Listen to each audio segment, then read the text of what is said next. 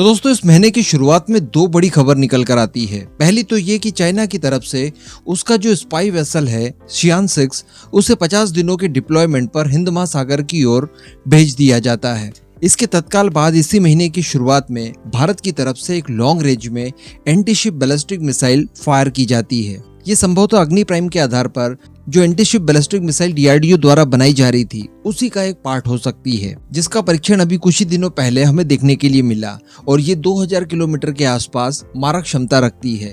कहने का मतलब ऑपरेशनल रेंज आपको बहुत ही ज्यादा देती है और आप अपनी सीमाओं के बियॉन्ड जाकर एक पावरफुल स्ट्राइक कर सकते हैं किसी भी नेवल वेसल के ऊपर। इवन अगर पूरे बेड़े के ऊपर भी इस मिसाइल से एक अटैक कर दिया जाए तो बहुत ही ज्यादा संभावनाएं बनती है कि बेड़े में मौजूद मैक्सिमम नेवल वेसल्स डिस्ट्रॉय हो जाएंगे। अल्टीमेटली बैलिस्टिक मिसाइल है और काफी ज्यादा पावरफुल है, काफी ज्यादा वॉरेट ले जाने में कैपेबल है और टर्मिनल फेज में ये मैनवर्स भी करती है। इसके बाद दोस्तों हम लोगों ने देखा अभी पिछले 2 दिनों में 4 ब्रह्मोस मिसाइलों के टेस्ट किए गए और ये टेस्ट किए गए थे अंडमान एंड निकोबार में। ये स्पेशली चाइना के लिए एक वार्निंग अलार्म था, क्योंकि चाइना स्टेट ऑफ मलक्का से ही निकल कर आता है और अंडमान एंड निकोबार वो एरिया है जहां से हम लोग चाइना का चक्का जाम कर सकते हैं। मैंने आपको बताया था कि 2 दिनों में 4 ब्रह्मोस ER मिसाइलों के टेस्ट किए गए और ये कोई डेवलपमेंट स्टेज वाले टेस्ट नहीं थे, बल्कि वॉर रेडीनेस को चेक करने के लिए भारतीय थल सेना और भारतीय वायुसेना द्वारा ये परीक्षण किए गए थे, जिनकी रेंज तो डिस्क्लोज नहीं की गई थी, लेकिन 435 किलोमीटर के आसपास नोटम वार्निंग जारी की गई थी कुल 4 दिनों की।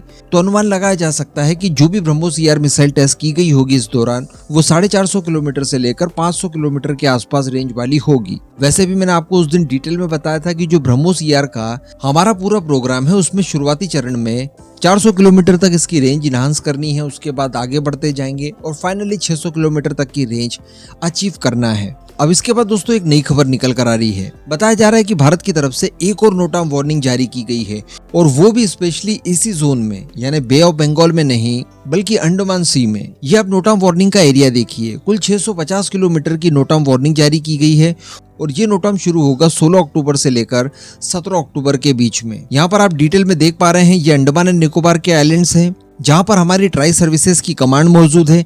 इसके बाद ये एरिया देख पा रहे हैं ये लिटिल अंडमान है। इसके अलावा यहाँ पर आप देख पा रहे हैं ये कैंपबेल बे है। यहाँ पर आपको कैंपबेल बे दिखाई दे रहा होगा और थोड़ा सा आप नीचे देखेंगे तो आपको स्टेट ऑफ मलक्का दिखाई देगा। तो अल्टीमेटली 450 किलोमीटर या 500 किलोमीटर के भी बियॉन्ड जाकर हम लोग अब लगभग 600 से 650 किलोमीटर रेंज वाली किसी मिसाइल का परीक्षण करने जा रहे हैं। और इस दौरान जिस तरह का क्षेत्र हम लोगों ने नोटम में कवर किया है, यहाँ पर काफी ज्यादा पॉसिबिलिटीज बनती है कि कोई क्रूज मिसाइल ही इस दौरान टेस्ट की जाए और संभवतः ये ब्रह्मोस ER का 600 किलोमीटर वाला वेरिएंट हो सकता है। इसके अलावा भी कई सारे अनुमान अन्य लगाए जा रहे हैं कि इस दौरान ITCM का भी परीक्षण किया जा सकता है, जो कि निर्भया मिसाइल के आधार पर स्वदेशी तौर पर बनाई गई सबसोनिक क्रूज मिसाइल है। हालांकि उसकी रेंज 1000 किलोमीटर या फिर उससे भी ज्यादा बताई जाती है, लेकिन जो नोटम जारी किया गया है वो 650 किलोमीटर में किया गया है। तो अल्टीमेटली ब्रह्मोस ER का 600 किलोमीटर वाला वेरिएंट ही इस दौरान टेस्ट किया जा सकता है, जो कि सीधे सीधे चुनौती देता है चाइना के स्पाई वेसल्स को।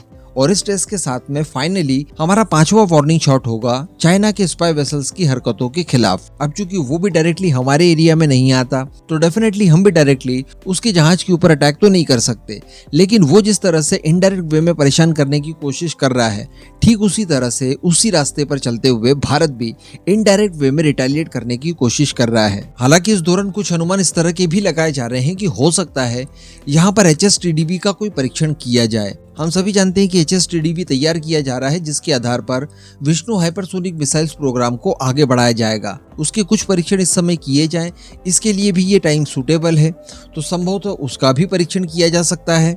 लेकिन जो कुछ भी हो, मिसाइल टेस्ट के लिए जो एरिया चुना गया है वो इस बात का मजबूती से सूचक बन गया है कि ये स्पेशली चाइना के लिए वार्निंग शॉट्स हैं। अब इस पूरे मुद्दे पर दोस्तों आपका क्या मानना है? आपके अनुसार इस दौरान कौन सी मिसाइल का परीक्षण भारत कर सकता है? नीचे कमेंट करके जरूर बताइएगा।